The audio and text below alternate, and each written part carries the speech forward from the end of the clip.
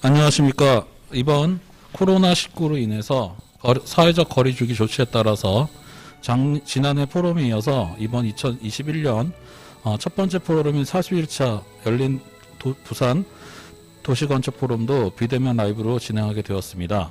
저는 제41차 포럼의 진행을 맡게 된 동아대학교 건축학과의 성희영 교수입니다. 반갑습니다. 저는 본 포럼의 운영위원으로 지금 활동 중입니다. 잠시 2020년, 2021년 포럼을 운영해 주시는 운영위원분들을 소개해드리도록 하겠습니다.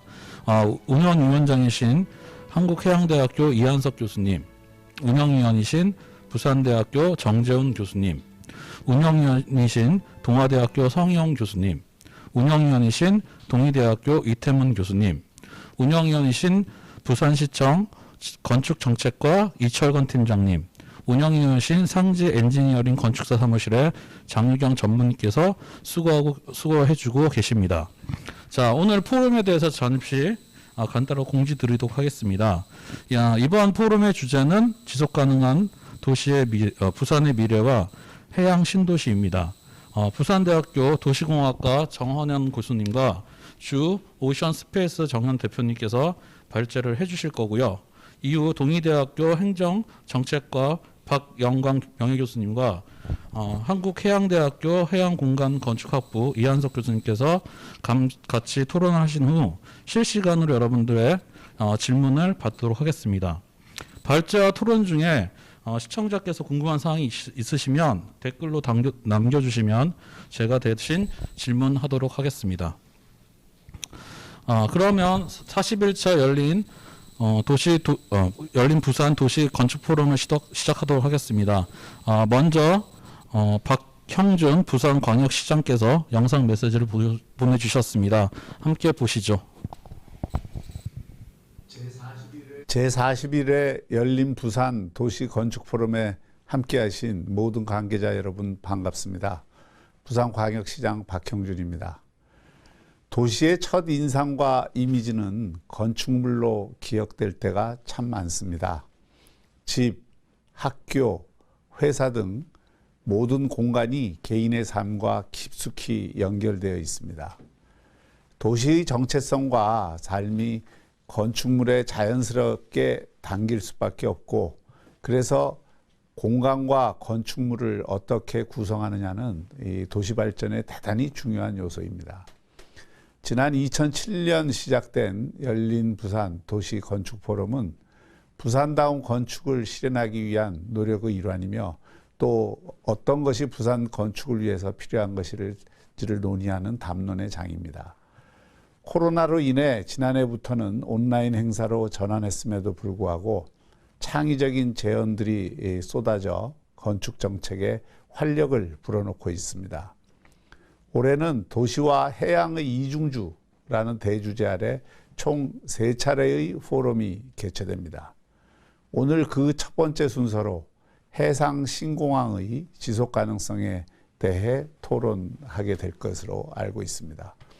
가덕도 신공항은 부산뿐 아니라 대한민국 경제 제도약을 견인할 중요한 인프라이지만, 무엇보다 부산의 아름다운 바다, 또 시민의 삶과 어우러지는 새로운 랜드마크가 되어야 합니다. 제41회 열린 부산 도시 건축 포럼에서 함께 고민해 주시길 바라며, 포럼을 준비하신 모든 관계자분들께 감사의 인사를 드립니다. 감사합니다. 내주셔서 영상을 보내주신 박형준 부산광역시장님께 감사드립니다. 다음으로는 김영보 한국도시설계학회 부유정지부 회장님께서 축하 영상을 보내주셨습니다. 네, 함께 보시죠. 반갑습니다, 여러분. 2021년 열린 부산 도시건축 포럼 개최를 축하합니다. 저는 한국도시설계학회 부울경 회장을 맡고 있는 동의대학교 공과대학 김형복 학장입니다. 오늘 이 자리에는 도시, 건축, 교통, 그리고 조경, 경제 등 부산의 미래를 책임지는 거장들이 한자리에 모여 있을 것으로 생각이 듭니다. 코로나로 인한 직접 여러분들을 찾아뵙지 못해 너무나 아쉽지만 앞에서 축사를 하는 영광을 주셔서 부산인으로서 대단히 감사하다는 말씀을 올립니다. 도시와 해양의 이중주, 듣기만 해도 설레는 주제를 가지고 최고의 전문가들이 한자리에 모인 만큼 고민과 흥분과 또 난타전이 있을 수도 있겠다는 생각에 살짝 즐거운 기대를 해봅니다. 포럼의 최대 석가물들은 다양한 의견이지 않겠습니까? 오늘 2021년 열린부산 도시건축 포럼은 부산광역시와 상지건축에서 주최를 해주신 것으로 판단되는데 박영준 시장님과 허동윤 회장님께 감사를 드리고 이 포럼이 지속적으로 유지될 수 있도록 노력해 주신 데 큰 박수를 보냅니다.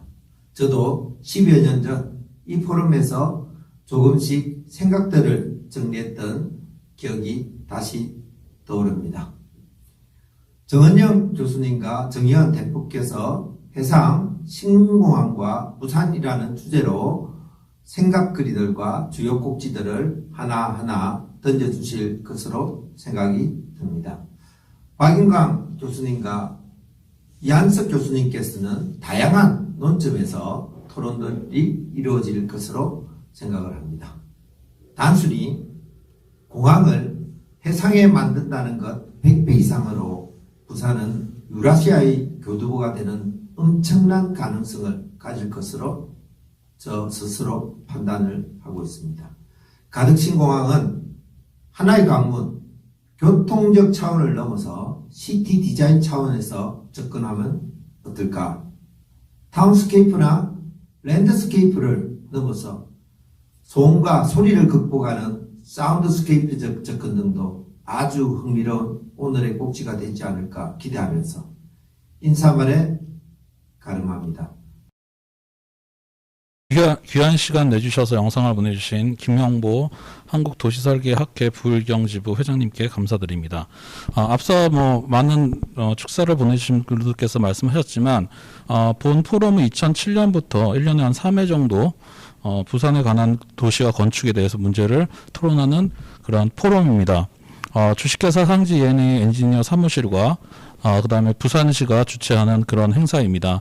올해로 지금 41회를 맞이하고 있습니다. 그럼 본격적으로 2021년 두 번째 포럼인 제41차 열린 부산 도시 건축 포럼을 시작하도록 하겠습니다.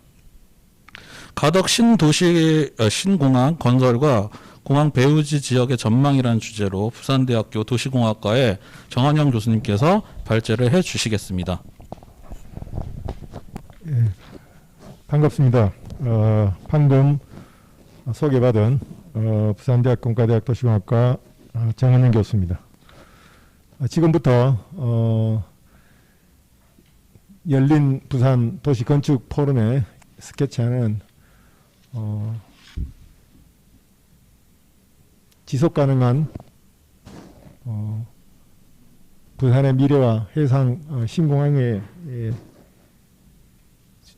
주제 아래 제가 생각한 가덕 신공항 건설과 공항 배후 지역의 전망이라는 제목을 갖고 발표하도록 하겠습니다. 제가 발표하는 내용은 크게 세 가지 꼭지가 되겠는데 가덕 신공항이 특별법을 통과했는데 과연 어떻게 되는 것인가, 시민들께서 아직까지 정말 되는 것인가 아주 궁금하게 생각하시는 분들이 많은데 거기에 대한 전망에 대해서 말씀을 드리고, 그리고 가덕 신공항만 건설되면 끝인가, 그렇지 않다 이거죠.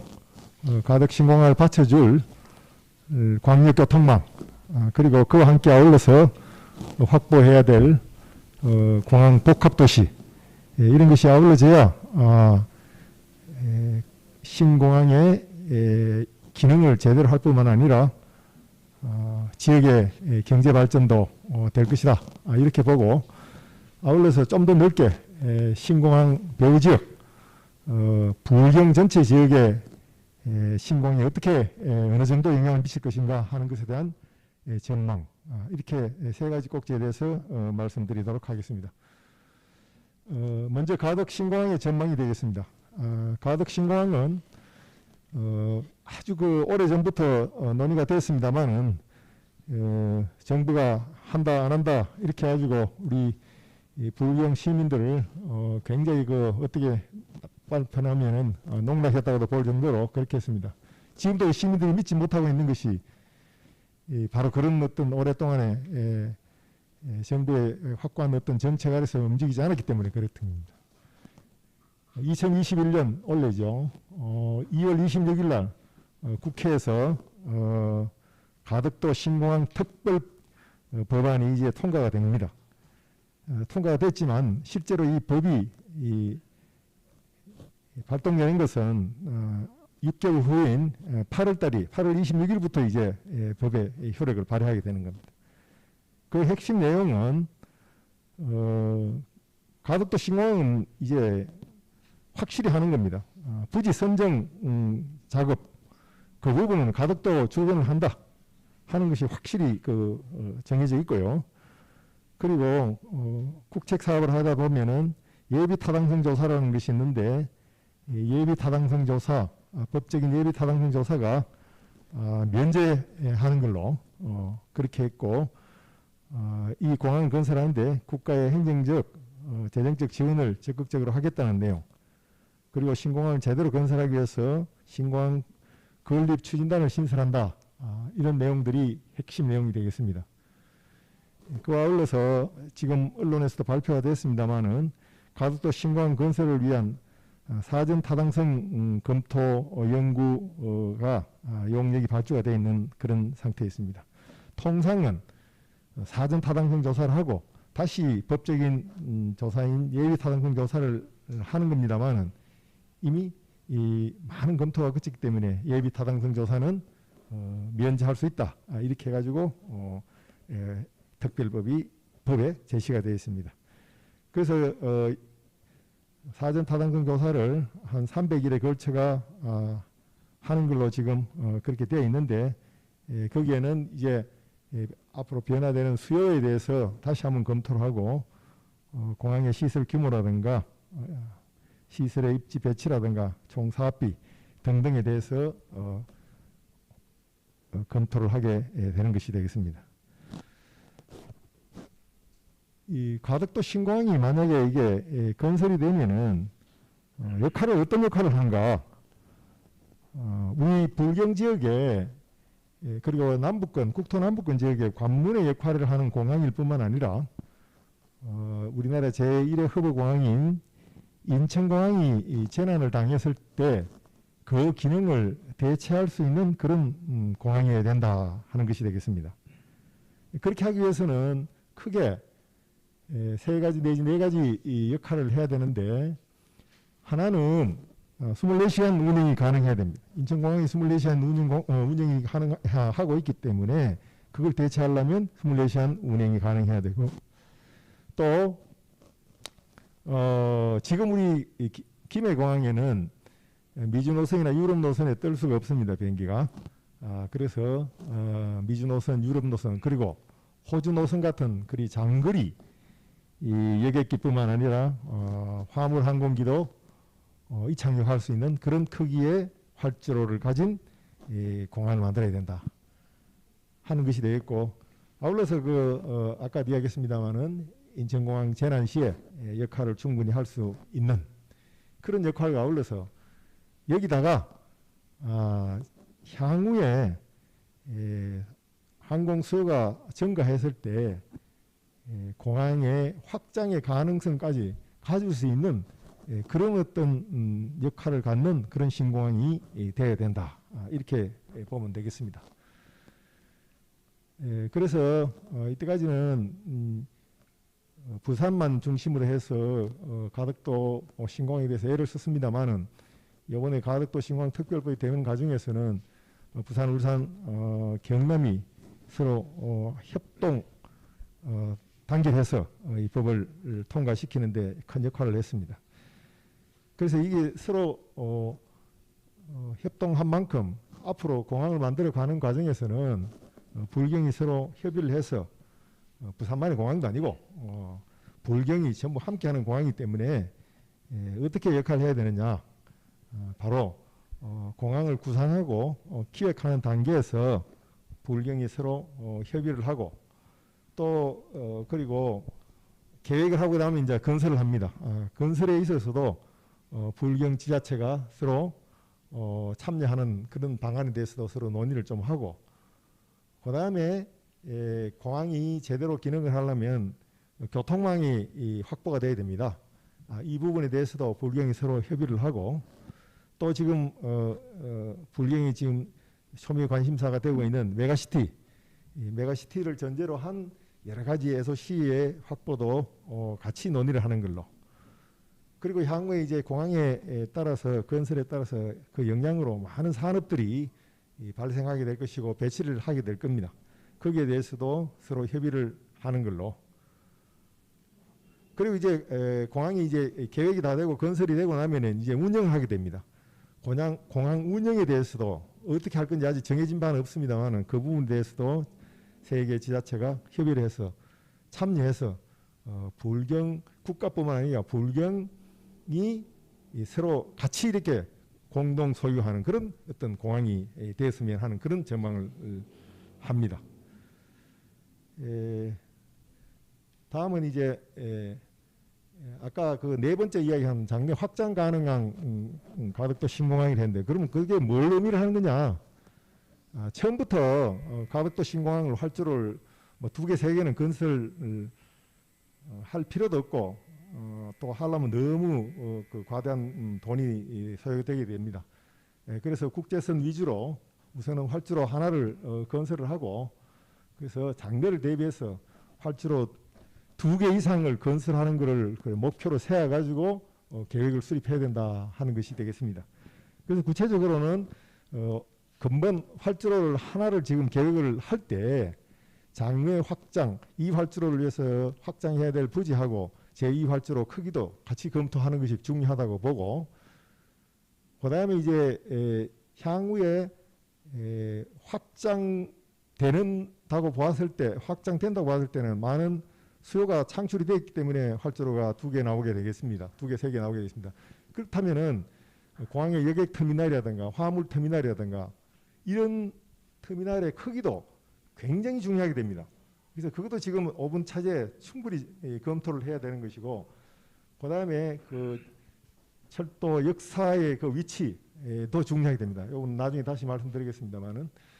그리고 이제 그 가덕도 신공항을 건설하게 되면은 철도 교통 내지 대중교통에 접근하는 수요도 있지만 승용차로 많은 수요가 올 겁니다.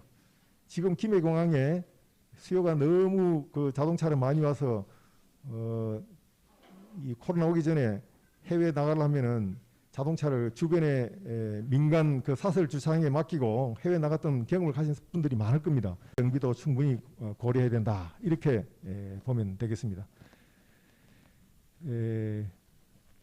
그리고 이제 만약에 가덕도 신공항이 건설이 되었다고 보고 가동이 됐다고 봤을 때 단기, 중장기적으로 어떤 영향이 초래될 것인가 하는 것에 대해서 말씀을 드려보면, 기본적으로 가덕도 신공항이 되면은 현재 김해공항에서 김해공항에 운행되지 않는 노선, 미주 노선, 유럽 노선, 그리고 하나 더 보탠다면 호주의 노선 등이 이제 장거리 항공 노선이 확장이 됩니다.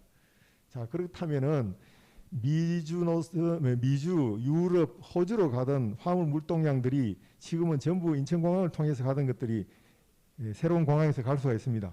그러면 가장 단기적으로는 물류 산업과 기존 수출입 산업들에 있어서 많은 변화가 일어나게 될 겁니다. 기본적으로 발전하게 되는 겁니다. 자, 그렇게 단기적으로는 물류 산업에 가장 영향을 빨리 받을 것이고, 중장기적으로는 현재 김해공항에서는 항공기를 활용해서 수출입하는 그 노선이라는 것은 적어도 동남아 정도까지밖에 안 됩니다. 근데 미주, 유럽 노선까지 항공기를 활용해서 수출입할 수 있는 그런 노선이 나오기 때문에 거기에 걸맞는 산업들이 창출하게 되는 겁니다. 그래서 많은 지역에 불경 지역에 산업들이 변화를 일으키게 될 겁니다. 그리고 아울러서 24시간을 운영하는 공항은 해외에서 정보나 문화 이런 것들이 24시간 계속 들어오고 나가고 하게 됩니다. 그래서 이런 우리가 경제적인 뿐만 아니라 정보, 문화, 예술, 패션 이런 것들도 우리 이 불경 지역에 크게 영향을 미쳐서 사회 전반에 걸쳐서 변화를 일으킬 것이다. 이렇게 봅니다. 그리고 이어서 이제 이 공항에 대한 이야기는 끝을 내고 이어서 교통망에 대해서 말씀을 드려보도록 하겠습니다. 관문공항의 신공항이 관문공항의 역할을 하기 위해서는 광역교통망, 이 부산에서 가덕도 신공항에 접근하는 교통망뿐만 아니고 불경 지역 전체 그리고 광주 전남 지역, 경북 영남 지역 전체를 전부 커버할 수 있는 그런 광역교통망의 건설이 필수적입니다. 그래서 신공항 건설과 동시에 KTX 남해선도 충분히 확충이 돼야 되고 또 그리고 대구에서 오는 또 그리고 다음 그림에서도 보여집니다만은 이 남부 내륙철도 김천이라든가 경북 내륙 지역에서 접근할 수 있는 이런 철도까지도 충분히 같이 이 확충이 돼야 되는 겁니다. 자, 이렇게 됐을 때 바로 이 광역교통망의 확충은 가덕도 신공항 건설과 동시에 수도권에 필적하는 어떤 그런 교통망이 확충되면서 국토의 균형 발전이 연결되는 겁니다. 따라서 가덕도 신공항 건설과 KTX 노선의 확충 그리고 광역교통망의 확충은 결과적으로 교통망뿐만 아니라 전체 경제를 리드할 수 있는 그런 SOC가 되기 때문에 국토의 균형 발전의 프레임, 틀이 되고 또 그동안에 우리 영남, 불경 지역, 광주 전남 지역 사람들은 수도권 주민들에 대해서 상당히 그 박탈감을 지금 느끼고 있습니다. 이런 것도 감소가 될 것이다. 이렇게 보면 되겠습니다. 자, 이게 지금 그림이 하나 나오는데 광역교통망 확충과 광복합도시회가 이 과거에 오륙도 연구소에서 이렇게 제시가 된 건데요. 여기에 보면은 이 남부 내륙 고속철도로 해서 이렇게 이 해가지고 이 거제도를 거쳐서 이 부산 가덕도로 이렇게 거쳐서 이렇게 가도록 나옵니다. 그리고 여기에 또 이 부산에서 들어오는 이 철도 노선이 가덕도로 이렇게 들어오게 되어 있는데 요 가덕도에서 서로 연결을 어떻게 할 것인가 하는 게 굉장히 중요합니다. 서로 여기서 연결을 해놨는데 이쪽에서 오는 것도 가덕도까지만 연결하고 또 이 부산, 울산 아니면 경북 쪽에서 내려온 것도 가덕도까지만 이렇게 한다고 해놓으면은 서로 그게 종점이 되어버리면은 기능이 떨어지는 겁니다. 그래서 이렇게 순환할 수 있는 그런 철도망의 확충이라는 건 굉장히 중요한 그런 철도망 계획이 되겠습니다. 거기에 순환할 수 있는 노선상에서 아까 제가 말씀드린 철도 역사의 크기라든가 하는 것들을 제대로 수요 예측을 해서 정해주는 것이 활주로의 계획과 아울러서 굉장히 중요한 어떤 향후 공항의 발전을 위해서 중요한 것이 되겠습니다. 이어서 똑같은 여기도 보면은 부산시에서 나온 자료인데 여기도 보면은 이렇게 진주를 거쳐서 통영을 거쳐서 이 거제도를 거쳐서 이 가덕도로 돌아가는 이런 노선들이 있습니다. 가덕도 신공항 해가지고 여기 서로 이 부산 쪽에서 들어오는 파란색 녹색선하고 철도하고 도로하고 이렇게 다 만나게 되어 있습니다. 이 만나게 되어 있기 때문에 이 부분이 아까도 말씀드렸습니다만은 서로 그냥 이쪽에서 들어오고 종점, 이쪽에서 우리에서 내려와도 종점 이런 식이 아니고 다시 한번 강조합니다만은 서로 이렇게 관통해가지고 서로 통과할 수 있는 그런 통과 역사로서 기능도 할 수 있게끔 그렇게 계획하는 것이 이번 가덕도 신공항 건설과 함께 철도망 계획에서 굉장히 중요한 것이기 때문에 이 점을 충분히 고려해야 된다고 봅니다. 이어서 이 공항이 이제 건설되고 광역교통망이 확충이 되면은 자 그러면 공항 주변 지역은 어떻게 변화가 될 것인가 하는 것이 되겠습니다. 아까 제가 이야기 드렸습니다만 단기적으로는 물류 산업에 관련되는 것이 가장 빨리 영향을 받고 혜택을 많이 볼 것이다 이렇게 했는데 그리고 또 장기적으로는 어떻겠습니까? 비행기를 활용해서 항공기를 활용해서 해외 수출을 하는 물동량에 관련되는 그런 산업들이 발전한다고 했습니다. 그 대표적인 것이 집적 회로나 반도체라든가 IC, 전화기, 고가 장비, 전자장비 이런 수출입 첨단 산업을 위한 산업 용지가 수요가 가덕도 신공항 주변 지역, 강서 지역을 필두로 해서 불경 지역에 많이 수요가 발생하게 될 겁니다. 그래서 우선 가덕도 신공항 건설하는 과정에서는 매립을 하지 않으면 안 되는데 그 남쪽에 보면 국수봉이라고 있습니다. 국수봉과 또 북쪽에는 연대봉이 있는데 잘 검토를 해서 국수봉과 연대봉을 절취해서 해상에 매립을 하게 된다면 공항 활주로 건설의 토량, 토사도 이용되고 절토한 부분에 대해서는 산업 용지 내지 물류 용지도 확보가 되기 때문에 일거 양득이 돼서 경쟁력은 굉장히 늘어날 것이다. 이렇게 생각을 해봅니다.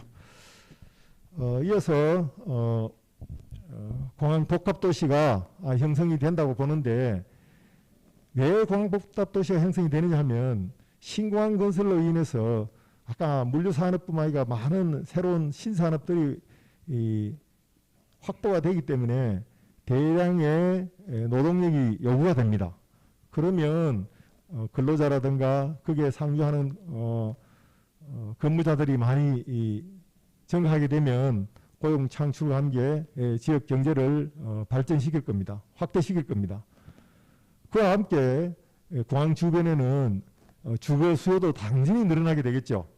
그러면 또 상업 업무 시설도 증가하게 될 것이고 주거 지역도 증가하게 될 것이고 그렇게 되면은 자연적으로 공항 복합도시가 형성될 것이다. 이렇게 됩니다. 이 제대로 된 공항 복합도시가 형성되면은 이 우리나라 기업뿐만 아니고 일본이라든가 중국, 동남아, 유럽, 미국에서도 기업이 진출할 것이고 투자 등이 되어서 아마도 가덕도 배후 지역은 전 세계적으로 기업하기 좋은 어떤 지역이 될 것이다. 이렇게 보아집니다.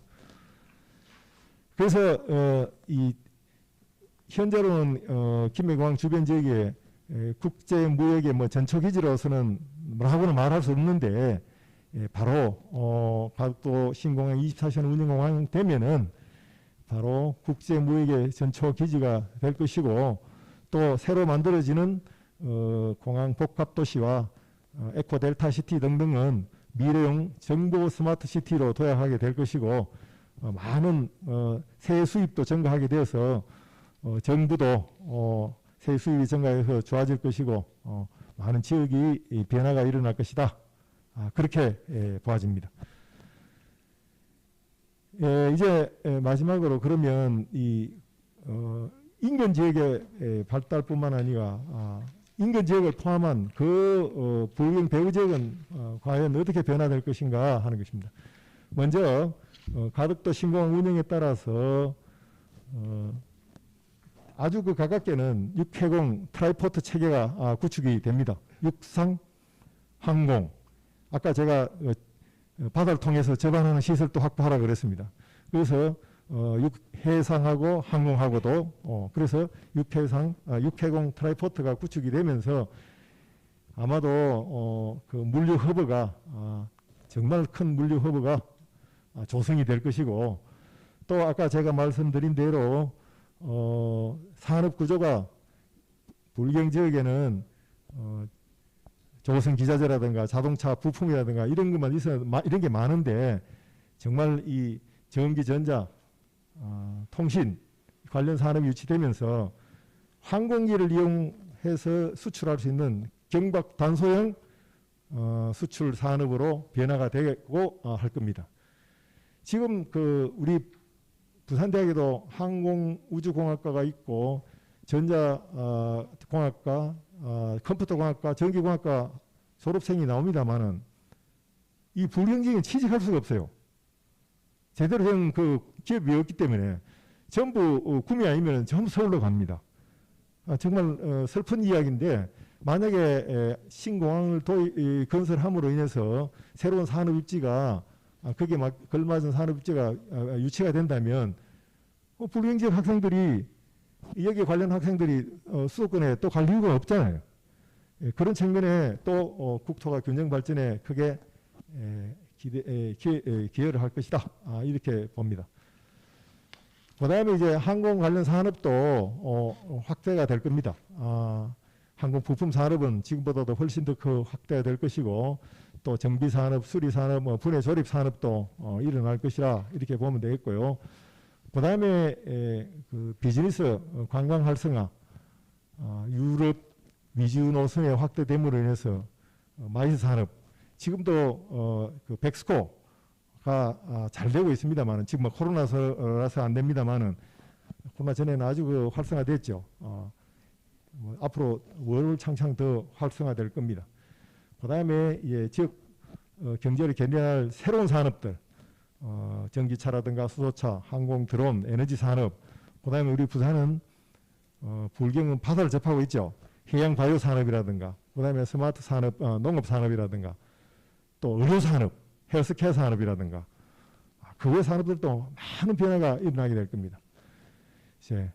이제 마지막으로 다시 한번 정리해 보면은 이 배후 지역은 변화가 많이 일어날 건데 가장 공항 건설과 함께 트라이포트 구축이 필수적이고 그다음에 철도, 도로, 항공기, 바다하고 이렇게 해양하고 서로 화물들을 환적할 수 있는 신속하게 환적할 수 있는 환적 시스템이 절대로 필요하다. 이렇게 보면 되겠습니다. 나아가서는 우리나라 화물뿐만 아니라 일본이라든가 중국에서도 해상을 통해 접근하는 해상 화물을 항공 화물로 전환하는 데 대한 대비도 해야 된다고 봅니다. 그다음에 아까도 다시 한번 이야기합니다만은 아까도 이야기했는 거 다시 한번 이야기합니다만은 가덕도 신공항과 연계해서 화물 수출이 용이한 전자정보, 반도체 통신 관련 산업들을 유치할 수 있도록 지금부터 유치가 되도록 지금부터 준비가 돼야 할 겁니다. 미국에 보면은 포틀랜드시하고 피닉스시가 있는데 여기에 제시된 것처럼 국제공항과 유치됨으로 인해서 공항 인근 1시간 내에 많은 전자정보 통신회사가 유치되어서 지역경제가 활성화된 그런 해외 좋은 사례들이 있습니다. 이렇게 되면은 수도권에만 자꾸 집중되는 것이 완화될 것이다. 이렇게도 볼 수 있습니다. 그다음에 항공 관련 산업은 뭐 자동적으로 크게 성장할 것입니다만은 선진국형 항공 부품 산업의 그 허브로서 조성이 될 것이고 또 항공기 수리 사업 이게 MRO 사업이라는 것은 항공기가 대한항공 빼놓고 전부 그 LCC 항공, 저가 항공들은 전부 해외에다가 수리하고 하는 그런데 의뢰를 하고 있는 현상입니다. 그 돈만 하더라도 엄청난 소모가 일어나고 있습니다. 그런 데 대한 어떤 정비 단지를 조성하게 되면은 우리나라 외화를 절약하는 것이 되겠죠. 그다음에 이제 이 비즈니스 관광 산업도 마찬가지입니다. 지금 장거리 노선이 확보됨으로 인해서 이 마이스 산업이 엄청나게 이 컨벤션, 관광 이런 산업들이 뭐 발전하고 뭐 눈이 뻔히 보이는 거 아닙니까? 지금 백스코 하나 있는데 그것도 엄청 잘 되고 있는데 미주 유럽 노선이 들어오게 되면은 엄청나게 많은 수요가 폭발할 겁니다. 그렇다면 제2, 제3의 백스코 건설도 한번 고려해봐야 될 것이다. 이와 함께 관광과 함께 의료, 헬스케어 산업도 발전할 계기가 신공항과 함께 일어날 것이다. 이렇게 보면 되겠습니다.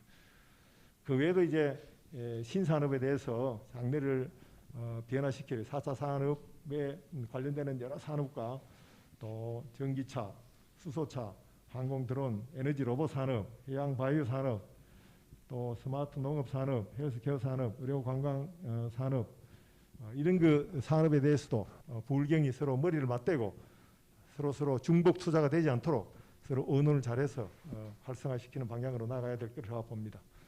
자, 결론 내도록 하겠습니다. 가덕도 신공항 그 확충은 도로 및 철도 등 광역교통망의 확충의 계기가 되고 공항이 건설됨으로 해서 광역교통망 확충의 계기가 된다는 겁니다. 장거리 여객기, 화물 항공기의 자유로운 이착륙을 가능하게 해서 부울경 지역의 산업을 활성화시키는 계기가 될 것이다.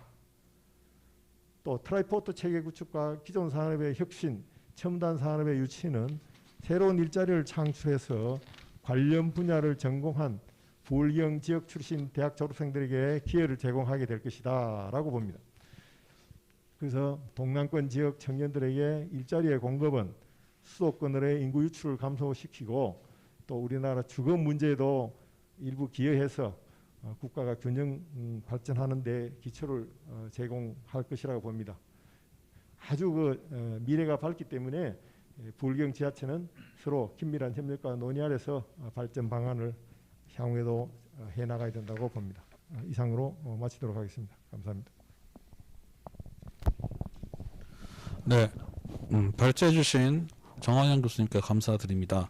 이어 지속 가능한 신개념 해상공항 건설이라는 주제로 주식회사 오션 스페이스의 정현 대표님께서 발제해 주시겠습니다. 네, 안녕하세요. 오션 스페이스 정현 대표입니다. 먼저 이 자리에 초청해 주셔서 감사드리고요. 지속 가능한 신개념 해상공항에 대해서 말씀드리도록 하겠습니다.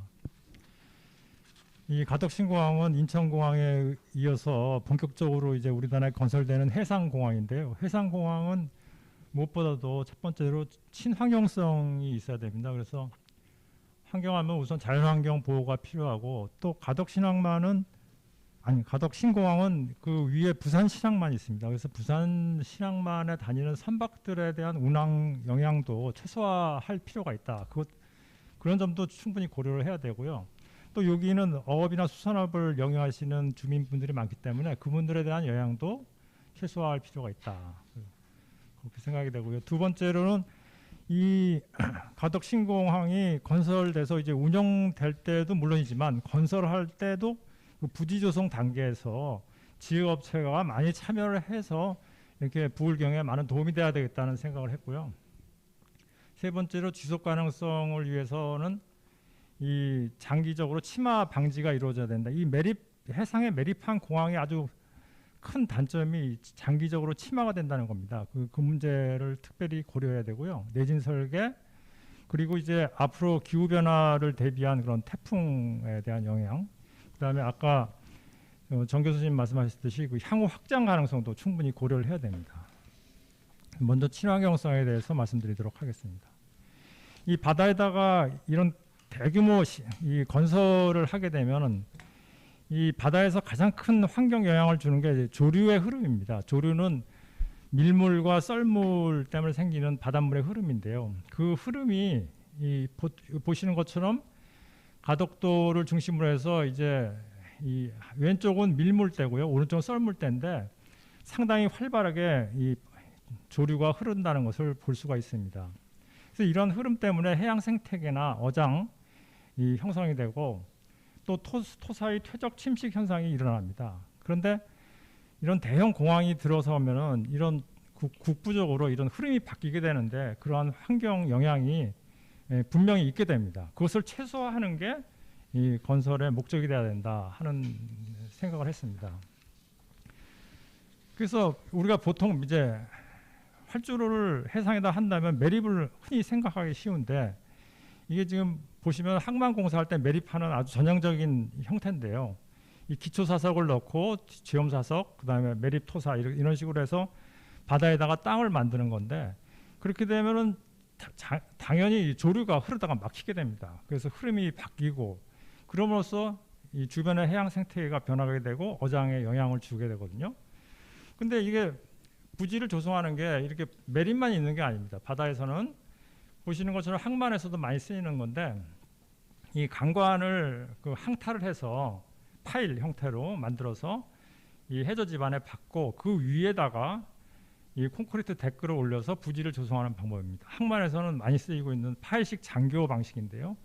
그렇게 되면 바닷물의 흐름이 이 강관 파일 주위로 흘러갈 수 있기 때문에 이 조류의 흐름을 막지를 않습니다. 그래서 굉장히 친환경적인, 메릿보다는 훨씬 친환경적이고 또 공사비도 많이 절감되는 그런 방식입니다.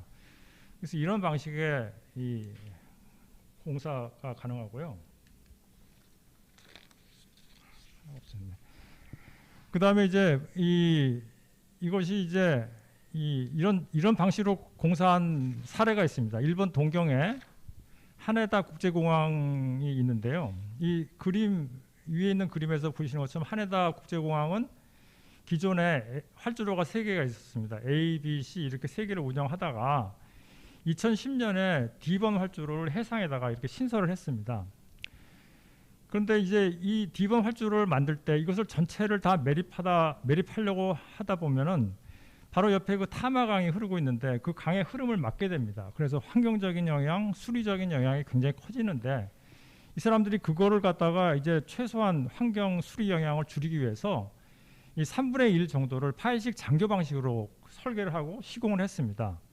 그래서 아래쪽 그림을 보시면은 이 왼쪽에는 강관 파일을 해저에 박아가지고 위에 콘크리트 데크를 올리는 활주로를 만들었고 오른쪽은 매립을 하는 방식으로 이 D번 활주로를 만들었습니다. 그래서 이거는 이제 설계도인데요. 위에가 평면도고 전체 D번 활주로의 길이가 3km 정도 됩니다. 그 중에서 오른쪽에 2km는 매립을 하고 왼쪽에 1km는 이 파일식 장교 방식으로 해서 강관을 밑에 박아가지고 이 아래쪽 그림이 인면도인데요. 강관을 밑에 해저에 박고 그 위에다가 이 해양 구조물로 자켓트 형식으로 만들고 콘크리트 데크를 까는 그런 방식으로 해서 활주로를 만들었습니다. 그래서 전체 3km 활주로가 완성이 됐는데 또 기존 활주로와의 연결로가 있습니다. 위에 커넥션 택시웨이라는 게 기존 활주로와의 연결로인데요. 그것도 파일식 장교 방식으로 만들어가지고 이 강물의 흐름을 막지 않고 친환경적으로 시공을 한 사례가 있습니다. 위에가 시공할 때 사진인데요. 이 왼쪽이 그 위에 강관이 자켓 방식의 그런 구조물을 만들고 그 위에 콘크리트 데크를 연결하는 사진이고요. 이것을 다 연결한 다음에 해상 크레인이 이걸 들고 오른쪽에는 이 기존에 박혀있는 수직으로 박혀있는 강간팔 위에다가 조립하는 그런 사진입니다. 그렇게 시공을 마쳐갖고 아래 보시면은 현재 이 아래쪽은 이 강관 수직으로 박혀있는 강관 파일이 잘 보이시죠. 그리고 위쪽에 이 콘크리트 데크를 만들어서 그리고 상부 쪽은 매립이 돼 있고요. 그렇게 해서 활주로가 완성이 돼서 현재 잘 운영을 하고 있습니다. 또 매립 공사를 하게 되면은 또 문제가 되는 게 뭐냐면은 이 부유사 확산이 됩니다. 즉 이 바다에다가 사석과 토사를 붓게 되는데 그렇게 되면 흙탕물이 많이 발생하거든요. 그래서 한 사례가 지금 인천신항 사례인데요. 보시면 왼쪽 그림을 보시면은 이 인천신항을 공사하면서 이 부유사가 확산되니까 이걸 한번 얼마나 확산이 되는가 한번 예상을 해봤습니다. 그랬더니 이 아래 시화 방조제 전체랑 위쪽에 인천항까지도 영향을 준다는 게 이제 예측이 됐습니다. 그래서 이제 오탁 방지막을 이제 설치를 하거든요. 이 흙탕물이 퍼지는 것을 막기 위해서 이 공사를 할 때 오탁 방지막을 시설을 하는데 이게 완전히 토사의 흐름을 막아주는 게 아니라 저감을 시켜주는 장치입니다. 그러니까 오탁 방지막을 설치하더라도 이렇게 이 부유사 확산으로 인한 환경 피해를 완전히 막을 수는 없다. 그런 걸 보여주는 겁니다. 그래서 가덕 신공항을 할 때도 만약에 매립 공사를 하게 되면은 주변에 이러한 이 부유사가 확산되는 것을 완전히 막을 수는 없습니다. 그러니까 그런 점을 고려를 해야 됩니다. 그다음에 가덕 신공항에서 문제점은 이 그림을 보시면 이게 2017년에 선박 운항을 한 관측한 이 자료입니다. 그래서 가덕도 서측으로 보시면 왼쪽에 바로 위가 이제 부산 실항만이고요. 그쪽으로 엄청난 배들이 다닌다는 걸 알 수가 있죠. 그리고 진해 쪽으로도 배들이 많이 다니고요. 이 가덕도 동측 오른쪽으로는 상대적으로 배들이 적게 다닙니다. 그래서 이 가덕 신공항을 건설하게 되면 이런 기존에 다니는 선박들에 대한 영향을 무시할 수가 없다는 거죠. 그래서 되도록 가덕 신공항 건설할 때 시공 공사 기간을 단축을 해가지고 이런 선박들에 대한 영향을 최소화할 필요가 있다. 그러려면은 그 시공 기간이 긴 매립공사보다는 되도록 이 사전 제작 구조물을 활용해서 부지를 조성하는 아까 말씀드린 파이식 장교 방식 같은 그런 방식으로 부지를 조성하게 되면은 훨씬 시공 기간이 단축이 됩니다. 왜냐하면 구조물 제작과 설치를 병행할 수 있기 때문에 단축이 되고 또 해상 장비나 공사 선박의 규모가 이 사전 제작 구조물로 하면 더 축소가 됩니다.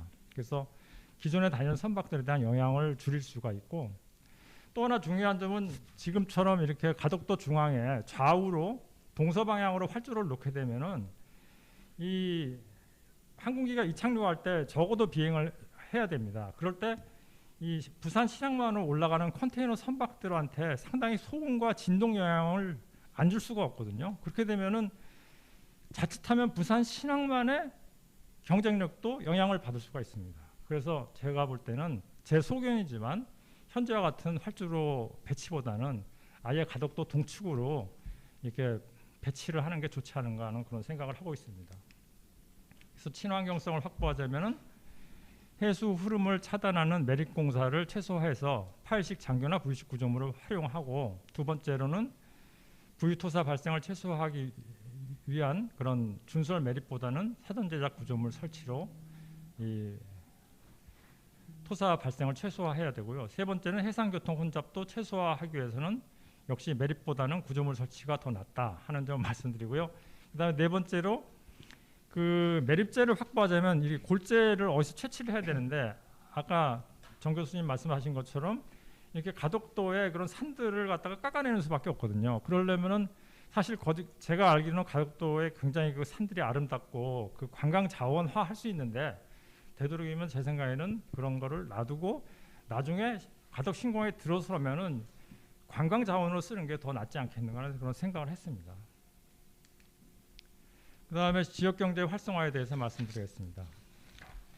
이거는 이제 그 일본에서 2000년에 그 메가플로트라는 그런 부유식 활주로를 한번 연구를 위해서 만들어봤습니다. 그래서 길이가 1km 정도 되는 그런 활주로인데요. 부유식 철제 그런 구조물로 만들었습니다. 그래서 이것을 이 조각조각 내서 피스로 조선소 도쿠 주변에 있는 조선소 도쿠에서 제작을 해가지고 이것을 운송해서 결합을 한 다음에 돌핀에 고정시켜서 완성을 했는데요. 이렇게 사전 제작 구조물로 부지를 조성하게 되면은 주변 조선소에 일감이 생긴다는 거죠. 그 단순하게 매립으로 하게 되면 산을 깎고 운반해서 매립하면은 사실 지역 업체들이 별로 할 일이 없습니다. 건설업체 외에는. 그런데 이와 같은 제작을 해서 설치를 하는 방식으로 공사를 하게 되면 지역 업체에 많은 도움이 된다. 그런 말씀을 드리고요. 그 가장 비근한 예가 지금 바로 여러분도 잘 아시는 거가대교입니다. 가덕도에서 거제도까지 연결된 도로인데요. 2010년에 완성이 됐습니다. 근데 이 모든 구조물을 사전에 제작해서 설치를 한 거죠. 그래서 경남 통영시 안전공단 내에 제작장을 활용해서 제작을 했습니다. 그래서 이거는 지금 그 교량에 그 밑에 들어가는 교각 밑에 들어가는 교대입니다. 그리고 콘크리트 케이스인데요. 그것을 안전공단에서 제작해서 이 해상 크레인으로 들어가고 운송을 해서 설치를 했습니다. 또 하나는 침매 터널의 침매함을 이와 같이 안전공단 내에 이 도크를 임시로 만들어 가지고 그 안에서 제작을 해서 끌고 나와서 이와 같이 현장에서 설치를 했습니다. 이처럼 모든 구조물을 사전 제작해서 설치하는 방식으로 공사가 이루어졌기 때문에 주변에 많은 제작업체들이 거기서 이익을 봤다는 겁니다. 그래서 이런 방식으로 이 공사를 하는 게 필요하다.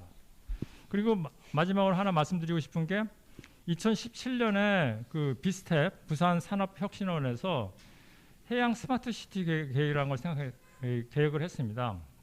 이게 이제 당시에 중소조선업체들이 굉장히 어려웠기 때문에 그 업체들한테 일감을 주기 위한 그런 계획이었거든요. 그래서 100m 바이 200m 되는 그 부유식 구조물을 6개를 연결해서 총 공사비가 1조 2천억이 되고 취업 유발 효과가 15,000명 이상 되는 그러한 계획을 해서 지역 업체한테 일감을 주는 계획을 했습니다. 그래서 제 생각에는 만약에 이 부산 가덕 신공항도 아까 산업단지 말씀하셨는데 산업단지를 이런 식으로 만들면은 그 지역 업체들한테도 일감이 생기고 이런 스마트 시티를 해상 공간을 활용해서 설치를 할 수 있다는 그런 좋은 생각일 것 같습니다. 그래서 지역 경제에 도움이 될 수 있는 사전 제작 구조물로 부지 조성을 하는 방식이 바람직할 것 같다는 말씀을 드립니다.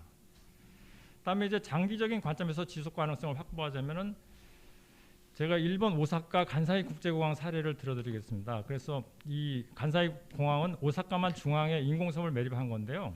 이 그림을 보시면은 앞쪽에 터미널 1이 있고 활주로 A가 있습니다. 이것하고 육지랑 연결하는 그 도로가 1994년에 1차로 준공을 했고 그 다음에 2차로 2007년에 앞쪽에 있는 터미널 2와 활주로 B가 건설이 됐습니다. 총 23조 원이 들어갔는데요. 이처럼 이 아까 확장 가능성이 중요하다고 정 교수님도 말씀하셨는데 이 확장할 수 있는 공간이 필요합니다. 근데 제 생각에는 지금처럼 가덕도 중앙을 가로지르는 배치로는 이 확장할 수 있는 그런 여건이 좋지 않다. 왜냐하면은 기존 활주로와 확장된 활주로가 서로 긴밀하게 연결이 돼야 되는데 그런 면에서 상당히 어렵지 않겠는가 하는 생각이 듭니다. 그 다음에 이 간사이 공항은 완전히 100% 매립으로 이루어졌습니다. 그랬더니 여기가 연약지반 두께가 20m 정도 되거든요. 그게 우리 이 가덕 신공항도 연약지반이 깊은 걸로 제가 알고 있는데 이러면 치마가 안 일어날 수가 없습니다. 1994년 1차 준공 후부터 5년 동안에 무려 8.2m가 치마가 됐습니다. 엄청난 이거 재난에 가까운 치마가 일어났는데 가덕 신공항도 그런 문제점이 있을 수 있다는 말씀을 드립니다. 그 다음에 기후변화로 인해서 2018년 태풍 제비가 와가지고 간사이 공항이 이 정도로 침수가 됐습니다. 그래서 거의 일주일간 공항이 완전히 셧다운되는 일이 벌어졌는데 이 가덕 신공항 설계를 할 때는 이러한 기후변화에 의한 영향을 충분히 고려해야 되겠다. 그래서 이 부지고 그러니까 활주로의 높이도 이 해일이 침범하지 않도록 잘 설계를 할 필요가 있습니다. 그래서 지속 가능성 확보를 위해서는 향후 확장을 위한 해상 공간이 확보돼야 될 필요가 있고 두 번째로는 매립으로 인한 침하 방지, 세 번째로는 기후변화와 해수면 상승으로 인한 효과, 내진 설계 이런 것들을 충분히 고려할 필요가 있다는 말씀을 드립니다. 그래서 앞으로 설계를 할 때 그 중요성은 이 침하나 환경 문제가 발생할 수 있는 매립을 최소화하고 지역 산업에 도움을 주고 공기를 단축할 수 있는 사전 제작 구조물을 적극 활용할 필요가 있다는 말씀을 드립니다. 그래서 이거는 이 가덕 신공항 얘기가 처음 나왔을 때 한 건설회사가 제시한 그런 개념도거든요. 보시면은 이 매립을 안 하고 파일을 수직으로 박아가지고 위에 활주로를 조성하는 방식으로 그 건설회사도 이런 안을 낸 적이 있습니다. 이게 파일식 장교 말고 이게 부유식 구조물을 활용해서 우리나라에 이 건설한 사례도 많이 있습니다. 인천국제여객부두가 이렇게 했는데요. 국제여객선이 이렇게 접안할 수 있는 시설을 길이 200m 되는 부장교를 설치를 해가지고 이 조성을 했습니다. 그래서 현재 이와 같이 4개 선석을 만들어서 인천국제여객부두에서 2018년에 준공을 해서 잘 운영을 하고 있습니다. 이렇게 부유식 구조물을 활용할 수 있다. 또 싱가포르의 수상 공연장 사례가 있는데요. 2007년에 싱가포르 내만에다가 이렇게 이 부유식 구조물을 서로 조립하는 광경을 갖다가 이제 사진 찍은 건데요. 현재 이것을 준공을 해서 이 기념식, 이제 국가적인 기념식을 할 때 이렇게 잘 활용을 하고 있습니다. 그래서 이 가덕신공항도 활주로를 부유식 구조물로 하기는 어렵겠지만 사례가 없어서 이와 같은 부속 시설 같은 거는 또 부유식 구조물로 해서 하면 어떻겠느냐는 생각을 하고 있습니다. 그 다음에 매립을 하더라도 단순 매립을, 그러니까 골재를 매립하는 그런 방식보다는 이렇게 구조물로 사용해서 매립하는 방식, 그러니까 이렇게 석션 버킷 기초라고 해가지고 기초를 먼저 이렇게 왼쪽의 그림이 해상 크레인으로 석션 버킷 기초를 내리는 광경입니다. 그래서 이렇게 기초를 먼저 만들고 그 위에다 콘크리트 케이슨을 얹어서 이렇게 부지를 조성하는, 그러니까 이거는 사석이나 토사를 매립하는 게 아니라 구조물로 매립을 하는 사례죠. 그래서 2004년에 울산항 방파제에서 이 방식을 써가지고 잘 운영을 하고 있습니다. 그래서 결론을 말씀드리면은 제 생각에는 이 가덕신공항은 좀 매립을 지양하고 매립을 되도록 줄이고 이 파일식 장유나 부유식 구조물을 활용해서 최대한 부지 조성을 하게 되면은 지속 가능성이 더 생기고 시공 기간이 단축되며 주변 환경 영향도 최소화되고 지역 경제에도 기여할 걸로 생각합니다. 그래서 이 타당성 조사나 설계 단계에서부터 적극적으로 이를 고려할 필요가 있다고 생각합니다. 네, 이상 발표를 마치겠습니다. 감사합니다. 네, 발제해주신 정현 대표님께 감사드립니다. 자, 발제해주신 두 분께 감사드리고 이제부터 토론을 좀 시작하도록 하겠습니다. 두 분 발제자분들과 함께 동의대학교 행정정책학과 박영강 명예교수님과 한국해양대학교 해양공간건축학부 이한석 교수님을 패널로 모시고 네, 지금 토론을 좀 진행하도록 하겠습니다. 네, 시작해 주시면 됩니다. 예, 반갑습니다. 박영강입니다. 오늘 그 전통 있는 도시건축 포럼의 토론자로 나서게 돼서 대단히 기쁩니다. 저는 그 정은영 교수님의 그 발제 중심으로 토론을 하고자 하는데 전반적으로 공항 건설의 방향이라든지 혹은 거시적인 발전 방향에 대해서 저도 뜻을 같이 하고 특별히 이견을 가지고 있지는 않습니다. 그러나 그 중에서 공항 건설 쪽에 좀 초점을 둬서 토론을 좀 해보고 싶고 정현 대표님과는 저희 전공이 다르기 때문에 깊은 말씀을 드릴 수는 없고 오히려 간단한 질문을 하는 쪽으로 이렇게 가닥을 잡겠습니다.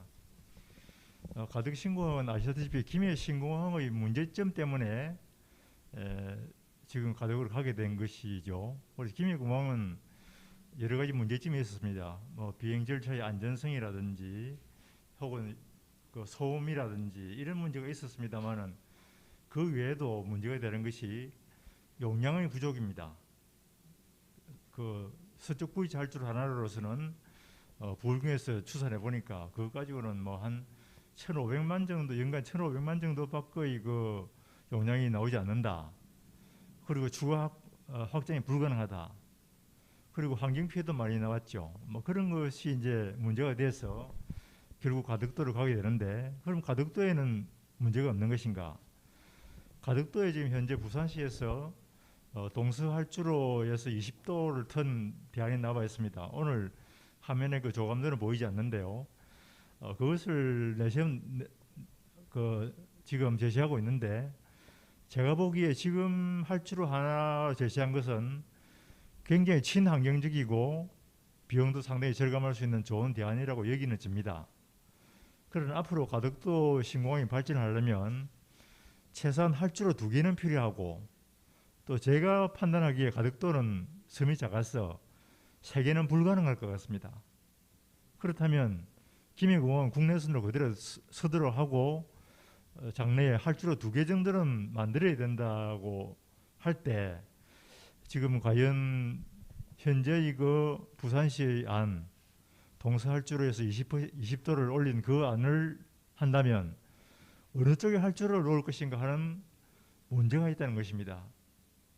지금 부산시에서는 그 앞쪽 위쪽에 북쪽에 신활주를 놓을 구상을 하고 있습니다만, 만약 그렇게 된다면 연대봉을 다 깎아야 되는 그런 문제가 있고, 또 그 가덕도 그렇게 하게 되는 것 같으면 그 거제와의 관계, 이거 그가대교와의 그 상충 문제 이런 문제도 생길 수 있고 만약에 받게 한다 하면 그 여해이기 때문에 또 엄청난 그 방파 호원을 만들어야 되는 문제가 또 있다고 보여집니다. 그래서 참 이게 하나는 쉽지만 두 개가 만만치 않은 것이기 때문에 이번에 사타가 지금 이제 진행되는데요.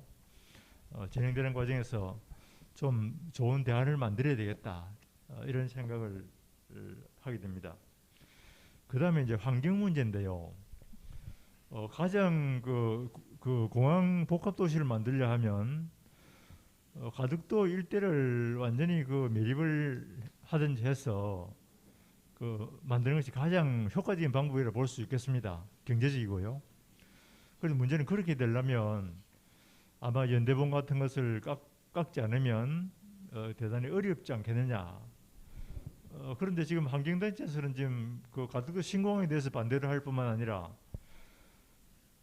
중앙정부에서도 가덕도에서 중앙 그 수도권 주민들의 그 인심도 보면 가덕도에 대해서 굉장히 그 회의적인 눈으로 보고 있습니다. 그런데 환경 파괴까지 일어난다면 환경부가 그 용인하기 어렵게 된다면 굉장히 차질이 있기 때문에 예를 들어서 뭐 장기적으로는 매립을 할지 모르지만 할 줄 아는 만드는 단계에서 대대적인 매립까지 한다는 것은 너무 큰 저항에 직면하지 않을 것인가. 그래서 그렇다면 차라리 그 가덕도 주변을 대대적으로 매립하기보다는 가덕도의 원형을 보존하면서 우리 가까운 김해와 그 선악동 부근에 그린벨트가 많이 있습니다. 그런 경계 조정을 해서 그런 쪽으로 공항 복합 도시를 만드는 방안도 생각할 수 있지 않느냐. 그래서 그 가덕도 일대를 매립하는 것, 연대봉을 파괴하는 문제 이런 것은 굉장히 신중하게 생각하고 우리 시민들이 강구만 우리 부산 시민만 또 한 데에서도 되지 않을 것 같은 그런 문제가 따른다고 보기 때문에 그 해안 매립은 좀 신중하게 생각해야 될 것이 아닌가 이런 생각이 듭니다. 그 다음에 또 하나 높아지면서 말씀드리자면 정은영 교수님께서도 지적을 하셨습니다마는 활주로를 하나 만들 때 두 번째 활주로를 고려해서 철도망 연계 미래에 구축될 새로운 철도망 거제에서 신공항을 잇고 또는 부산에서 공항을 이을 때 거기에 무리 없이 접근할 수 있는 방향으로 준비를 해야 되겠다는 것입니다. 그리고 활주로 방향을 만약에 과감하게 바꾸어서 동완으로 남북으로 활주로를 만든다 하면 또 하나 그 생각이 되는 문제가 있습니다. 우리 그 부산 신항 그 제2신항을 하면서 1단계로 지금 그 진해 신항이 확정돼 있지 않습니까? 그럼 그 다음 단계로 지금 가덕도 동편에 2단계를 그때 예정을 했거든요. 2019년도에 그렇게 결정을 했습니다. 그렇다면 그 동안을 대대적으로 매립을 한다든지 하게 되는 것 같으면 그 우리 그 신항 2단계 사업을 포기할 것인가? 부산은 그걸 포기하고도 괜찮은가 하는 점을 염두에 두면서 매립이라든지 혹은 활주로 방향을 지금 찾아야 될 것이 아닌가 그런 것이 당면 문제라는 생각이 듭니다. 그다음 세부적인 뭐 내용은 시간 관계상 생략을 하더라고. 마지막으로 활주로 건설 방법에 대해서 이렇게 질문을 해본다 하면 현재 가덕도의 조류 흐름을 변경시키기 않으려면 파일식 장교가 좋다는 생각도 듭니다. 또 그렇게 하면 비용까지 절감된다니까 굉장히 좋은 방식이라고 생각이 되는데 문제는 지금 현재 부산시 방식으로 동서활주를 만든다 할지라도 그걸 파도로부터 막기 위해서 방파화원을 만들어야 되거든요. 방파화원을 만들면 결국 물의 흐름을 막게 되고 또 활주로를 만들면 안쪽에는 분명히 또 활주로 부대 시설을 만들려 하면 그걸 매립을 해야 될 것인데 팔시 장교로 해서 물이 들어오게 되는 것 같으면 매립이 어려울 수도 있지 않겠습니까? 그래서 현재 가덕도 같은 경우에는 낙동강의 흐름을 막는 것도 아니고 예해의 어떤 파도를 막는 데 목적이기 때문에 파일식 장교보다는 오히려 매립식을 해야만 안쪽의 그 시설 문제를 완전히 보호할 수 있지 않느냐, 그런 문제도 있기 때문에 파일식 장교가 과연 바람직한 방향이냐, 이런 점을 한번 생각해 볼 필요가 있다고 생각이 듭니다. 그 다음에 이제 그 파일식 장교가 필요한 부분은 활주로가 지금 3.5km를 하게 되고 활주로 끝단에 종단 안전구역을 250m 정도씩 하게 되는 것 같으면 4km 정도를 일단 매립을 해야 될 필요가 있습니다. 그게 끝단 부분 쪽에는 뭐 장교식을 할 수도 있겠죠. 그럼 거기서 끝나는 것이 아니고 이번 활주로는 양방향으로 이착륙이 돼야 되기 때문에 항공 등하 시설이 필요합니다. 그게 한 1km 정도 필요하거든요. 그러면 4km에 양쪽으로 1km 정도 지금 해야 되는데 항공 등하 시설을 하기 위해서 매립을 한다는 것은 너무나 비경제적인 것이지요. 그런 쪽에 만약에 부유식이 가능하다면 이렇게 경제적으로 해야 되지 않느냐. 그리고 항로도 생각해 볼 수 있는 밖에 없는데, 그러면 전장 6km가 지금 뭔가 이렇게 그 해상 통로를 막게 되는데, 그렇게 했을 때 부산 신항을 드나드는 항로들이 안전하게 무사히 될 수 있느냐. 항로를 변경하면 문제가 없다면 문제가 괜찮은데 항로 변경을 해서라도 소통이 가능하겠느냐. 이런 것이 그 나머지 문제점이라는 생각이 듭니다. 이상으로 토론을 마치겠습니다.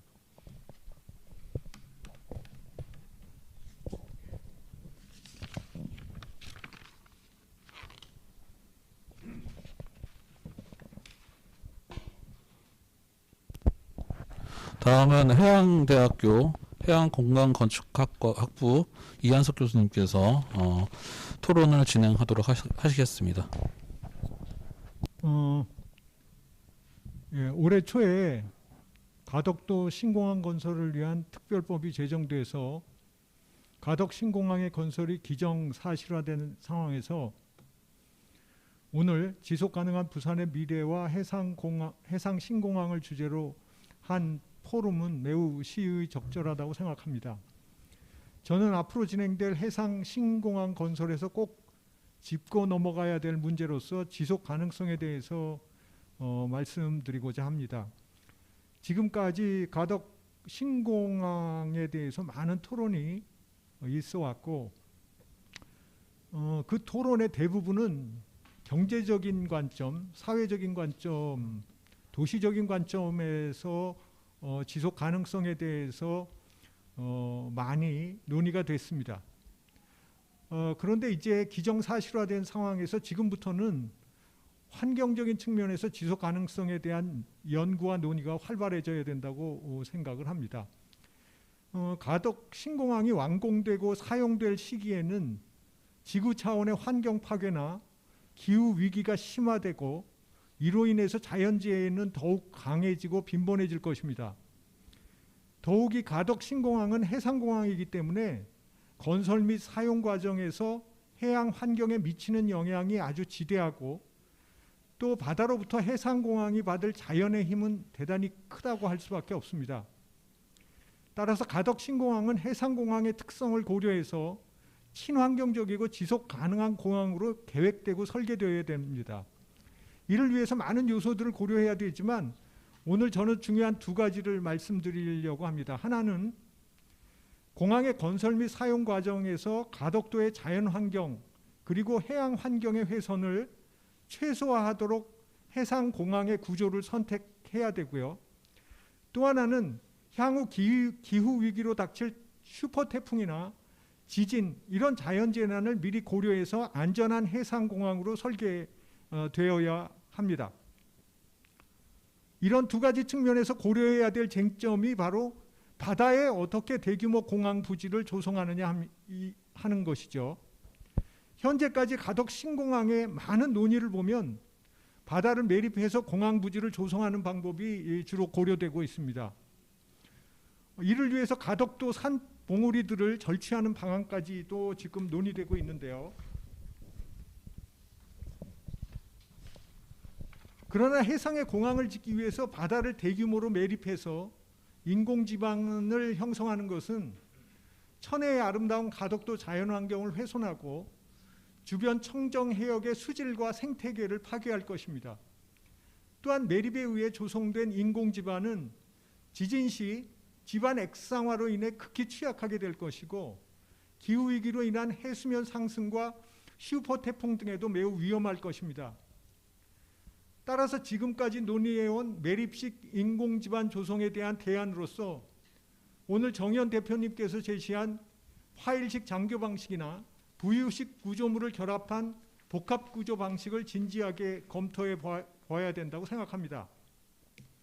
특히 부유식 해상 구조물은 수심에 관계없이 커다란 공항 같은 해양 공간을 활용할 수 있고요. 해수면 상승이나 슈퍼 태풍 경우에도 용이하게 대응할 수 있습니다. 그리고 건설 기간도 단축할 수 있고 자연 환경의 영향을 최소한으로 할 수 있기 때문에 가덕 신공항을 위한 현실적인 대안이 될 것입니다. 물론 부유식 해상 공항의 경우에는 부유식 구조물의 기술력 확보에 대한 의구심을 실증 실험을 통해 해소할 필요가 있고 자연재해에 따른 안정성 문제를 해결하기 위해서 첨단 재해 예측이나 방제 기술의 개발이 필요합니다.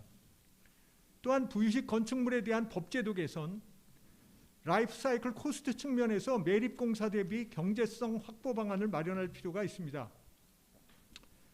그리고 가덕 신공항의 부유식 초대형 해상 구조물의 안정성을 높이기 위해서 일부에는 파일식 장교 형식을 겸용해서 복합 구조 방식을 채용하는 것이 앞으로 공항의 계획 설계 과정에서 충분히 검토해야 될 것이라고 말씀을 드립니다. 이상입니다. 네, 두 분의 토론에 감사드립니다. 지금부터 시청자 질의응답을 진행하도록 하겠습니다. 혹시 질문 있으신 분들은 지금 댓글로 달아주시면 됩니다.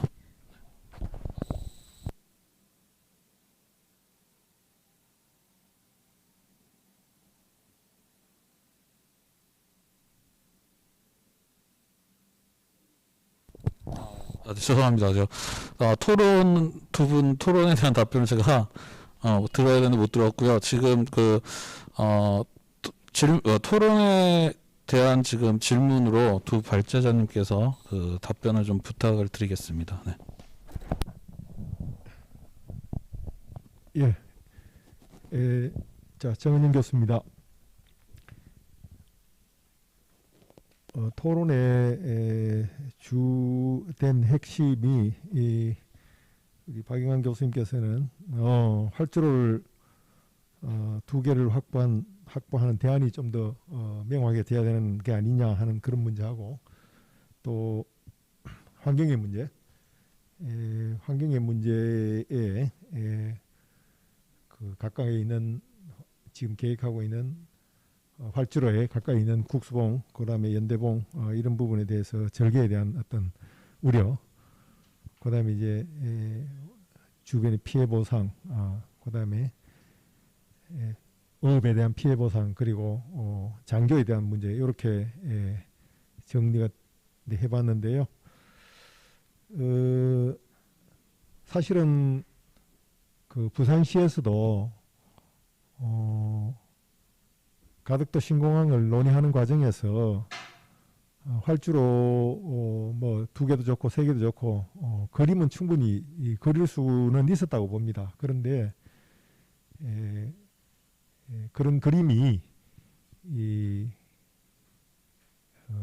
신공항 건설비의 그 과다로 예측이 되어 가지고 신공항의 타당성이 없다는 결론에 도달할까 싶어서 차마 알고 있으면서도 감히 그 대안을 제시를 못했던 거라고 저는 생각을 합니다. 그래서 이미 이 가덕도 신공항이라는 것은 특별법이 제정이 돼서 가덕도 해안 주변에서 최적 입지를 찾는 걸로 이미 이 결론에 도달했기 때문에 지금부터는 국토부가 나서서 항공 수요에 맞춰서 국제선 항공 수요 그리고 정부가 생각하는 공항 정책에 맞추어서 정말 활주로 하나밖에 필요 없다 이러면은 하나밖에 뭐 하나만 하면 됩니다. 제가 보건대는 국제선 항공 수요가 향후에 30년 지난 뒤에는 우리나라에서 발생하는 수요뿐만 아니라 중국에서 발생해서 우리나라로 들어오는 수요, 그다음 동남아에서 들어오는 수요, 또 인도 쪽에서 들어오는 수요, 그다음 미주, 유럽에서 들어오는 수요를 다 합치면은 국제선 활주로 하나로서는 절대적으로 부족하다고 저는 그렇게 봅니다. 그 이유를 가봐보면 배경을 보면 일본의 간사이 공항을 보면 압니다. 일본의 간사이 공항이 이 활주로 한 개로 3.5km짜리 한 개로 만들어서 국제선만 활용을 했습니다. 국제선만 활용을 하다가 2000년에 들어와서 LCC가 활성화가 됐습니다. 저가 항공이 활성화가 되면서 수요가 폭발하면서 간사이 공항이 초창기에는 적자를 내다가 폭발적인 그 수요로 인해서 활주로가 4km짜리 하나 더 만들어서 그 LCC 수요를 전부 수용을 한 겁니다.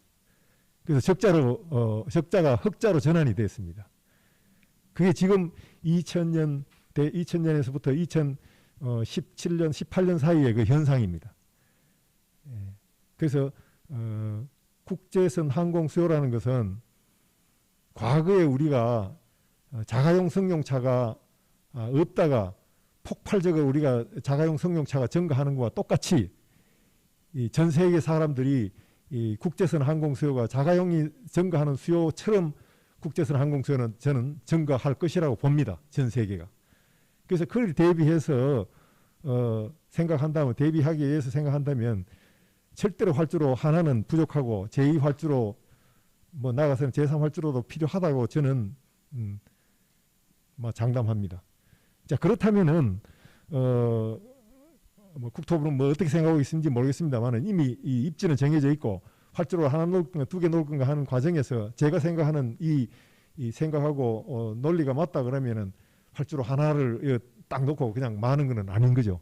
어떤 형태로 가든 간에 가덕도에는 공사비가 많이 들든지 간에 향후를 대비해서 미래 대한민국을 대비해서는 활주로 계획을 그러니까 구상은 해두어야죠. 계획한다는 걸 구체적인 그 금액까지 산정하는 것입니다만 구상은 해둬야 된다고 저는 나오는데 제가 아까 발표할 때 이런 이야기를 했습니다. 공항이 건설되면은 공항뿐만 아니고 활주로 비행기가 이착륙뿐만 아니고 주변 지역에 많은 유발되는 산업에 의해서 물류시설이라든가 그 관여되는 많은 산업 입지가 필요하다고 그랬습니다. 자, 그러면 연대봉이 아깝고 국수봉이 아까우면 그러면 그 관계되는 필요한 입지는 결국 내륙에 가서 어딘가에서 또 그 확보를 해가지고 해야 됩니다. 거기도 자연 환경의 훼손입니다. 지금 우리나라 그린벨트가 있어서 그동안에 우리나라 산업화되면서 한번 돌이켜 한번 보십시오. 부산 주변 지역에 공장 입지를 어디에다가 그 공장이 들어갔습니까? 그린벨트에 막혀가지고 김해, 양산, 우리 주변 지역의 기장, 장안 한번 보십시오. 전부 산으로 안 들어갔습니까? 보호해야 될, 자연을 그대로 보호해야 될 산속으로 공장들이 전부 거의 들어간 그런 상태에 있습니다. 결국 그런 논리로 따지자면은 그 필요한 우리 이 산업 입지, 관계되는 입지들은 전부 다시 또 공항 주변에 그건 아까워가지고 놔두고 나머지 그러면 멀리 떨어진 또 산속을 갖다가 산을 갖다가 또 해쳐야 되는 그런 이야기가 될 수도 있습니다. 그래서 이제 거기서 하나 예를 들자면 일본에 가면은 아까 간사이 공항 이야기도 있었습니다만 코오에 가면은 인공섬이 두 개가 큰 게 있습니다. 포트 아일랜드라고 코베 앞에 하나 있고 또 그 옆에 보면 로코 아일랜드라고 있습니다. 포트 아일랜드하고 로코 아일랜드가 있는데 완전히 바다에다가 인공섬을 만들어서 도시화했습니다. 근데 거기에 바다니까 흙이 없습니다. 메리토가 없습니다. 그래서 코베 그 뒤쪽에 보면은 코베 바로 뒤산은 아닙니다만 좀 떨어진 그 산지, 구릉지 등등을 시민들하고 협의를 해서 산을 전부 절치를 해가지고 컨베이어 벨트를 이용해가지고 저 전부 바닥까지 그대로 와서 그 벌거선이 싣고 매립지를 만들었습니다. 그래서 그 지역은 신도시를 개발하고 코베에 새로운 신도시를 개발하고 코베시가 부족한 택지를 거기는 개발하고 산업지를 또 개발하고 그다음에 그 나오는 흙들은 전부 인공성 포트아일랜드를 만들고 그 일거양득을 만들어서 일거양득이 된 거죠. 그래서 코베가 도시 경영을 세계적으로 잘하는 어떤 도시로 그렇게 유명합니다. 코베가 우리 부산처럼 앞에가 바다하고 배산임해가 돼서 정말 토지가 없었는데 그로 인해서 완전히 그냥 그 코베라는 도시가 완전히 활력을 찾은 거죠. 그래서 내가 가봤는데 그 뒤에 보면 주택지뿐만 아니고 산업입지도 굉장히 많이 여유 있게 확보가 된 겁니다. 그 일본의 산업입지라는 거는 뭐 우리나라도 점점 꿀뚝 없는 산업으로 됩니다만 일본 전부 꿀뚝 없는 산업 아닙니까? 산업입지 있어도 주택지하고 같이 붙어 있어도 아무 문제 없었습니다.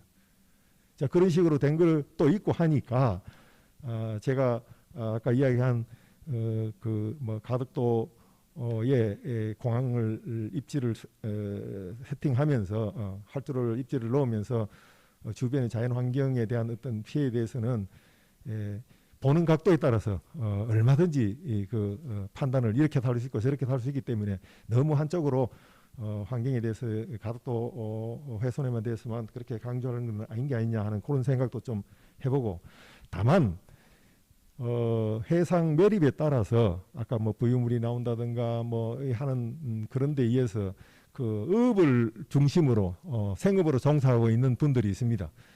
그 부분에 그 보상이라든가 그런 게 대한 것들은 아주 그 적극적으로 검토해서 빠른 시간 내에 협상을 완료해서 사업이 신속하게 진행이 되도록 그렇게 하는 게 맞다고 봅니다. 그 다음에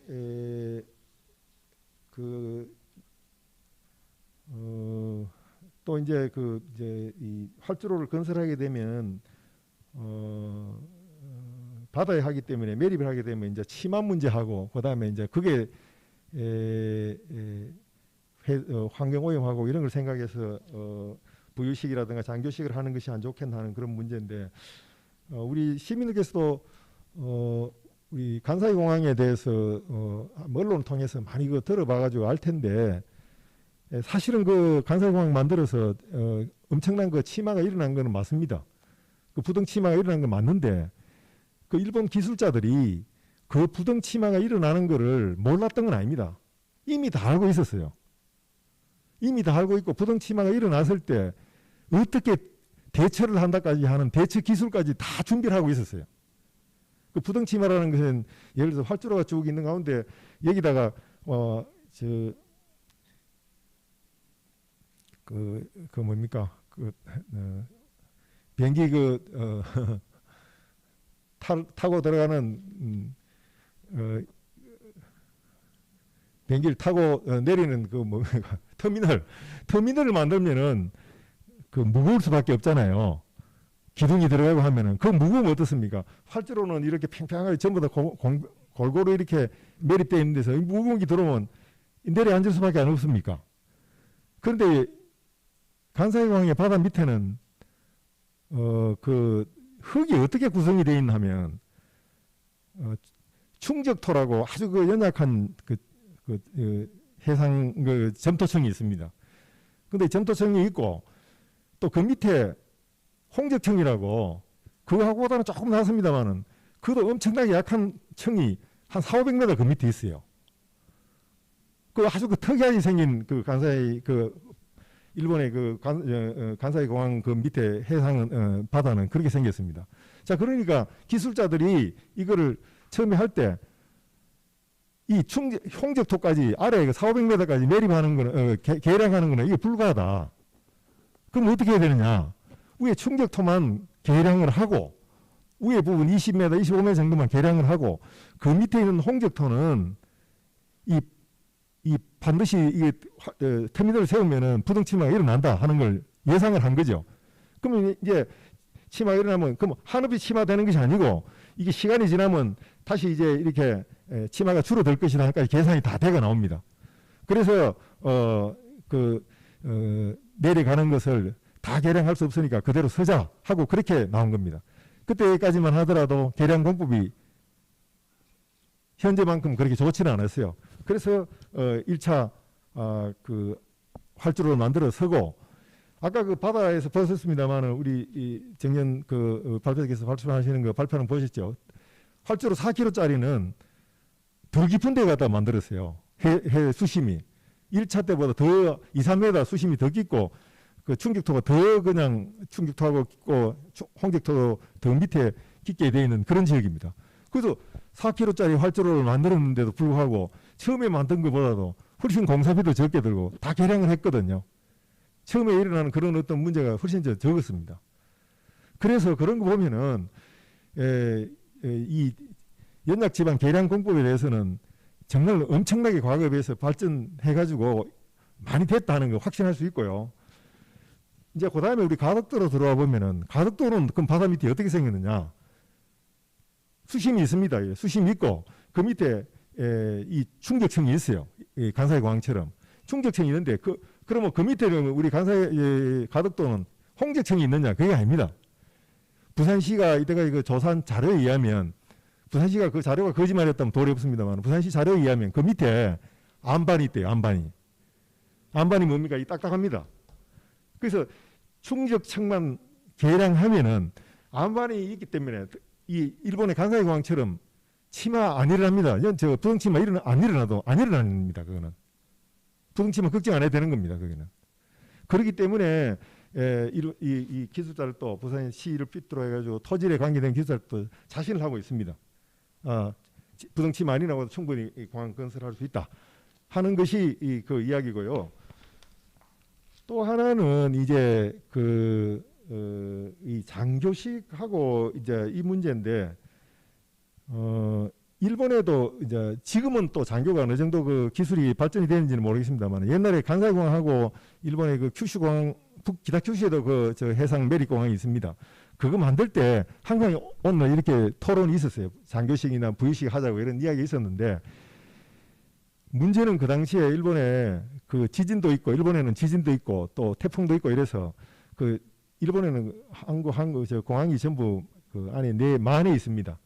간사이 공항도 보면 그 세토나이카 안에 있고, 그다음에 일본 일본의 하카다 공항도 동경만에 있습니다. 그리고 기타 규슈도 마찬가지고요. 그 안에 그 있기 때문에 태풍의 영향을 받아도 크게 그렇게 받지는 않고, 뭐 지진이 좀 위험하긴 합니다만, 그래도 나중에 태풍이 왔을 때 대응책이 있느냐 했을 때 제대로 답변을 못 한 겁니다. 아까 우리 선생님께서도 그 하면서 많은 시뮬레이션 해봐야 되고 기술적으로 검토해야 된다고 했는데, 특히 이제 이게 이 장교식이나 부유식이 해놓으면은, 특히 우리 부산의 가덕도 같은 경우는 왜 이렇게 내다보고 있기 때문에 굉장히 그게 이 진동이 심하고 잘못하면 대형 파도에 그 좀 위험해지는 게 아니냐 하는 그런 생각이 들고, 그보다는 매립 형식으로 하면은 훨씬 더 안전에 자신이 있다라고 지금 일반론으로 되어 있습니다. 왜냐하면 이 장교식이라든가 부유식은 뭐 전 세계적으로 몇 군데 있는지는 모르겠습니다만, 이 전 세계적으로 매립식 이 인공섬을 만든다든가 매립식 공항을 만드는 그런 예는 많고, 그 기술은 이미 좀 이렇게 일반화되어 있고 표준화되어 있다고 해도 되거든요. 그래서 그게 자신이 있으니까 그렇게 하는 겁니다. 그래서 그렇게 했을 때는 훨씬 더 안전성에 매립식을 해가지고 하는 것이 안전하다고 보고 있기 때문에, 아마 부산시에서도 그 매립식을 해가지고 활주로 높이를 상당히 높게 그렇게 했는 게 아니냐, 그렇게 보고 있다고 생각이 되어집니다. 우선 제가 알고 있는 범위까지 이야기 드렸습니다. 네, 저는 이제 이 인천공항하고 이제 이 어떤 이 대체공항으로서의 가덕 신공항이 되려면, 지금 인천공항이 활주로가 지금 4차 활주로까지 지금 들어서고 있습니다. 그런데 지금 가덕 신공항도 만약에 한다면은 장래 그렇게 활주로를 많이 만들고 해야 되는데, 과연 그런 대형 그 부지를 이 매립식으로 해가지고 정말 경제성이 나오겠느냐. 애초에 지금 가덕신공항이 잘 진척이 안 된 원인이 경제성 문제였는데요. 이런 해상의 신공항을 만들 때 굳이 이 뭐 매립은 물론 많이 일본에도 이제 하고 그랬는데 우리나라는 사실 그 해상 구조물을 만드는 데 있어서 정말 세계적인 경쟁력을 갖고 있는 회사들이 많습니다. 특히 부산 경남 지역에 많은데 그런 기술력을 활용해서 한다면은 굳이 매립을 안 하고도 할 수 있는 방법이 있는데 왜 굳이 이런 자연을 훼손하면서 매립을 해야 되느냐. 그게 저는 이제 뭐 퀘스천이 있고요. 그러면 매립만 해야지 과연 그런 태풍이나 지진에 안전하다 하는 거는 저는 그렇게 기술자로서 생각하지는 않습니다. 왜냐하면은 지금 뭐 전 세계적으로 해양 플랜트 구조물들이 많이 들어서고 있는데 정말 엄청난 태풍과 그런 지진에도 안전한 구조물을 만들고 또 그러한 구조물을 제작해서 수출하는 나라가 우리나라입니다. 지금 뭐 현대중공업이라든가 대우조선에서 많이 수출하고 있는데요.